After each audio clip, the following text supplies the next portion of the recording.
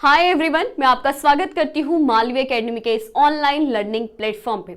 अगर आपका सपना है सीयूईटी 2023 क्रैक करना और अपने ड्रीम यूनिवर्सिटी को पाना, तो उसके लिए आपको सिलेबस समझना होगा।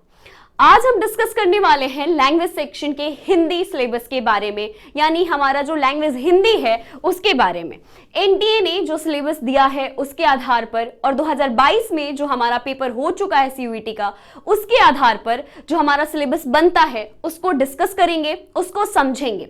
क्योंकि अगर हम बात करें कि अगर आपको ड्रीम यूनिवर्सिटी पाना है, अपने मन का यूनिवर्सिटी पाना है, जो आप चाहते हैं वहां जाना है, तो उस सफर को तय करने के लिए आपको पता होना चाहिए कि हमारा सिलेबस क्या है और उसमें हमें क्या क्या पढ़ना है। ठीक है, अब वो पढ़ने के लिए अगर हम बात करते हैं लैंग्वेज सेक्शन की, तो लैंग्वेज सेक्शन में आपको पता है कि हमारे प्लेटफॉर्म पे दो लैंग्वेज है, इंग्लिश और हिंदी। तो आज हम हिंदी के सिलेबस को डिस्कस करेंगे, देखेंगे कि हिंदी का सिलेबस है वो कैसे फ्रेम किया गया है, एनटीए क्या कहता है और जो पेपर लिया गया 2022 में उसके आधार पर हमारा सिलेबस क्या बनकर आता है। ठीक है, तो आपको पता है कि अगर हम लैंग्वेज सेक्शन की बात करें तो हमें 45 मिनट मिलता है, मतलब टोटल हमारे पास जो समय होता है वो 45 मिनट होता है और जो सवाल होते हैं वो हमारे पास 50 होते हैं। इन 50 सवालों में से आपको 40 सवाल करने होते हैं और अगर एक सवाल सही हुआ तो 5 नंबर और अगर गलत हुआ तो माइनस मार्किंग है। ठीक है, इतनी जानकारी आपको है।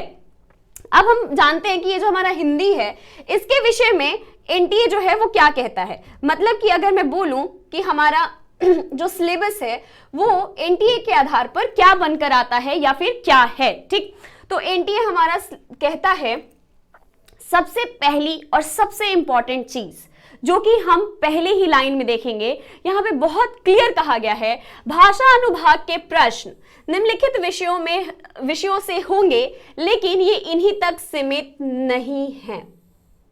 ये इन्हीं तक सीमित नहीं है। यहीं पे एनटीए बता देता है कि उनका जो सिलेबस है, जिसको 6 पार्ट में उन्होंने डिवाइड किया है, वो सिर्फ यहीं तक सीमित नहीं है, यानी कि वो अपने तरीके से सवाल पूछ सकते हैं, जो कि उन्होंने 2022 के पेपर में किया। अगर हम बात करें तो उन्होंने कहा कि हमारा जो पहला पार्ट है सिलेबस का वो है रीडिंग कॉम्प्रिहेंशन या कहें अपठित गद्यांश। अपठित गद्यांश यानी रीडिंग कॉम्प्रिहेंशन की बात करें तो एक आपको पोर्शन दे दिया जाएगा, एक पैसेज उठाकर कहीं से दे दिया जाएगा जो कि आपने पढ़ा हो, पहले भी उसका इंट्रोडक्शन मिला हो आपको, लेकिन वो आपके लिए नया हो। आप उस पैसेज को पढ़ेंगे, उसके बाद उससे जुड़े हुए सवाल आपसे पूछे जाएंगे और आपको उसका जवाब देना है। ठीक है, अब तक ऐसा होता आया है कि रीडिंग कॉम्प्रिहेंशन से 5 सवाल बनते हैं, मतलब कि एक रीडिंग कॉम्प्रिहेंशन से 5 सवाल पूछे जाते हैं। पर एनटीए ने एक नया पैटर्न इंट्रोड्यूस करा, या फिर ये कह सकते हैं कि एक नई चीज ऐड करी कि इस बार अगर हम बात करें तो एनटीए ने अपने रीडिंग कॉम्प्रिहेंशन में 5 नहीं 6 सवाल पूछे। ठीक है, उसके बाद उन्होंने कहा कि ये जो रीडिंग कॉम्प्रिहेंशन है इसको एक तो वर्ड लिमिट दिया, वो दिया 350 तक, मतलब कि मैक्सिमम 300 से 350 तक के बीच में ये होंगे। ठीक, इसके बाद इन्होंने कहा कि ये पूरा का पूरा जो रीडिंग कॉम्प्रिहेंशन है इसको 3 भागों में विभाजित कर रहे हैं या 3 नाम दे रहे हैं, यानी कि 3 तरीके का पूछेंगे, टाइप्स बोल सकते हैं आप। एक है फैक्चुअल यानी वास्तविक, दूसरा है कथा और तीसरा है साहित्यिक। मतलब कि एक फैक्ट वाली चीजें हो सकती है कि फैक्ट से रिलेटेड आपको एक पैसेज दिया जाए, उसको आपको पढ़ना है और उसके सवालों के जवाब देने हैं। दूसरा कथात्मक हो सकता है, यानी कोई कथा हो सकती है, कोई कहानी हो सकता है, उपन्यास का कोई पार्ट हो सकता है और उसे पढ़ने के बाद आपको सवालों के जवाब देने होंगे। ठीक है, उसके बाद आता है साहित्यिक, यानी साहित्य से जुड़ा हुआ कोई पार्ट आपको दिया जाए और आपको क्या करना है, वो पढ़ना है और उसके बाद अपने सवालों के जवाब देने हैं। ये हमारा जो रीडिंग कॉम्प्रिहेंशन का पार्ट है उसको 3 पार्ट में डिवाइड करता हुआ बताया गया है और कहा गया कि ये 3 पार्ट हो सकते हैं। ठीक है, अब आप सबको पता है कि 2022 में सीयूईटी का पेपर पहली बार हुआ था। जब उन्होंने पेपर लिया तो हमारे लैंग्वेज सेक्शन में 3 रीडिंग कॉम्प्रिहेंशन दिया और हर रीडिंग कॉम्प्रिहेंशन में 6 सवाल। तो आप खुद समझ लो 3 into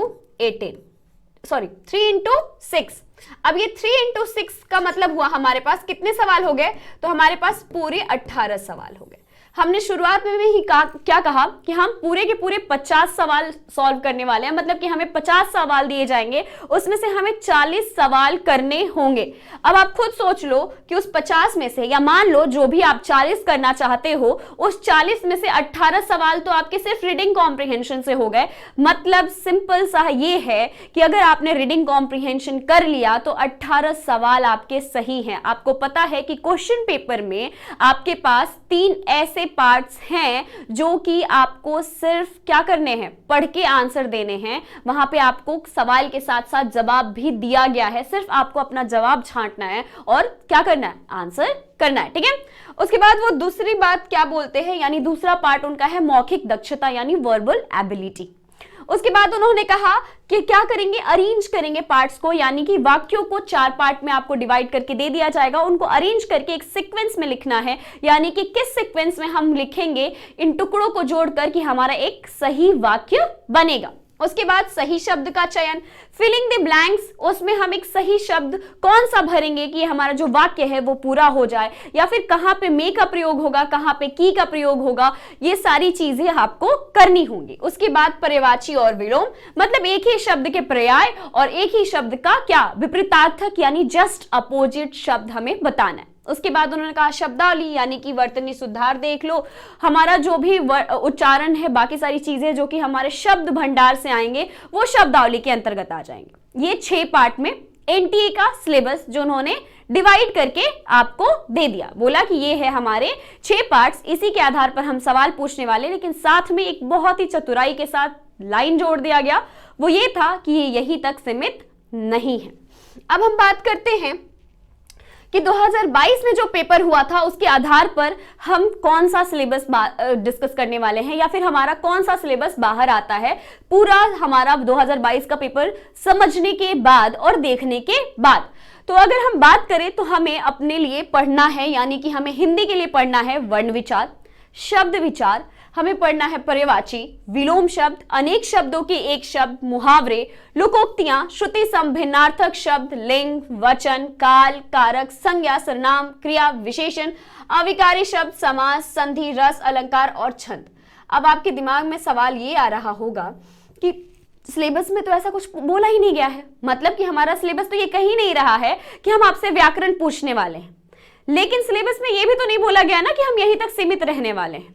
और साथ ही साथ जो 2022 में पेपर हुआ है उसके आधार पर एक बात बहुत क्लियर सामने आई है कि ये सब कुछ पूछा गया है, यानी कि बेसिक ग्रामर, यानी कि हमारा जो व्याकरण है, हम क्लास 6 से जो पढ़ते आए हुए हैं वो सब पूछा गया है। शब्द विचार की अगर मैं बात करूं तो शब्द विचार में ही आते हैं तत्सम, तद्भव, देशज और विदेशज। तत्सम तद्भव पूछे गए हैं। अगर मैं बात करूं पर्यायवाची शब्द और विलोम शब्द, तो ये दोनों मान लिया आपने क्या एनटीए के सिलेबस में है, लेकिन अनेक शब्दों के एक शब्द पूछा गया, मुहावरे पूछा गया, लोकोक्तियां पूछी गई, श्रुति संभिन्नार्थक पूछा गया, अनेकार्थी शब्द पूछे गए। ये सारे कहां आते हैं, ये सारे के सारे हमारे बेसिक ग्रामर का एक पार्ट है, ठीक है, और ये सब हमारे शब्द विचार के अंतर्गत आते हैं। अब अगर हमें ये ना पता हो कि हम वर्ण जो है हमारा वो कितने हैं, हमें ये ना पता हो कि वर्णों से हम शब्द बना रहे हैं, हमें ये ना पता हो कि कौन स्वर कौन व्यंजन, हमें ये ना पता हो कि कौन सा शब्द देशज है और कौन सा विदेशज, तो हम कहां से आंसर करेंगे। उसके लिए हमें अपना बेसिक ग्रामर यानी कि हमारा जो व्याकरण है वो पढ़ना पड़ेगा, ठीक है। उसके साथ साथ अगर हम बात करें लिंग, वचन, काल और कारक, ठीक है, जब हमने बात किया कि वाक्य को शुद्ध करना है, ठीक है, या फिर वाक्य को अरेंज करना है, तो जब हमें पता ही नहीं कि किस विभक्ति का कहां प्रयोग होगा तो हम कैसे वाक्य का निर्माण करेंगे। उसके लिए हमें कारक का ज्ञान होना चाहिए। जब हमें पता ही नहीं होगा कि लिंग कौन सा है, उसके साथ विशेषण कौन सा लगेगा, तो हम कैसे समझेंगे। इसके लिए हमें लिंग और विशेषण दोनों पढ़ना होगा। जब हमें पता ही नहीं है कि वचन एक वचन है या बहुवचन, तो हम कैसे वाक्य को शुद्ध करेंगे। सिंपल सा चीज है, उन्होंने कहा कि हमें वाक्य को अरेंज करना है या फिर वाक्य को शुद्ध करना है या फिर वाक्य में त्रुटि ढूंढ के निकालना है। जब हमें संज्ञा, सर्वनाम, क्रिया, विशेषण का ज्ञान ही नहीं, जब हमें विभक्तियों के बारे में जानकारी ही नहीं, जब हमें पता ही नहीं कि लिंग और वचन और कारक क्या होते हैं, तो हम कैसे वाक्य को शुद्ध करेंगे। उसके लिए हमें क्या करना होगा, हमारा जो ग्रामर का पार्ट है उसे कवर करना होगा, कवर करना होगा, या फिर ये कहें कि अगर हमें वाक्य शुद्धि करनी है तो हमें वर्ण से लेकर वाक्य तक के पहुंचने का सफर तय करना होगा, यानी शब्द पढ़ना होगा, हमें लिंग वचन कारक पढ़ना होगा, और इसी के बाद हम अपने वाक्य तक पहुंचेंगे और तभी हम वाक्य को शुद्ध कर पाएंगे।